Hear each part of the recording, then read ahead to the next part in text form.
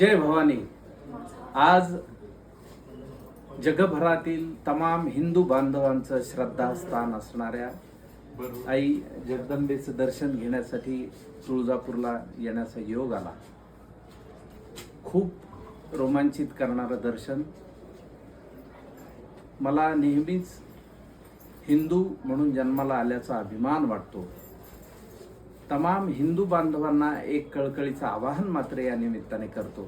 आपण आपला परिसर, आपलं देवस्थान हे चांगलं ठेवणं ही जशी प्रशासनाची गरज आहे, तशी आपण भक्त म्हणून, भाविक म्हणून आपली सुद्धा गरज आहे। आपली देवस्थानं, आपली शक्तिस्थानं अतिशय समृद्ध असणं, अतिशय स्वच्छ असणं हे आपल्या सगळ्यांचंच कर्तव्य आहे। तुळजापूरचे जे प्रशासकीय अधिकारी आहेत, मंदिरासाठीचं जे प्रशासन आहे, ते आपापल्या पद्धतीनं खूप कष्ट घेतातच, पण त्याचबरोबर भाविक म्हणून आपण जे काही आणतो, देवावर प्रेम करण्याची पद्धत असते।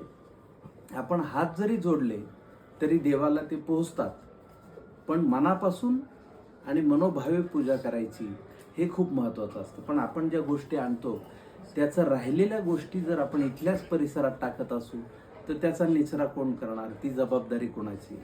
म्हणून आज या निमित्ताने, आज प्रजासत्ताक दिन आहे, तमाम भारतीय बांधवांना प्रजासत्ताक दिनाच्या मनपूर्वक शुभेच्छा देतो आणि एक कळकळीचं आवाहन, आई जगदंबेचा हा दरबार अतिशय स्वच्छ चांगला ठेवणं हे आपल्या सगळ्यांचं कर्तव्य आहे। जय भवानी, जय शिवराय।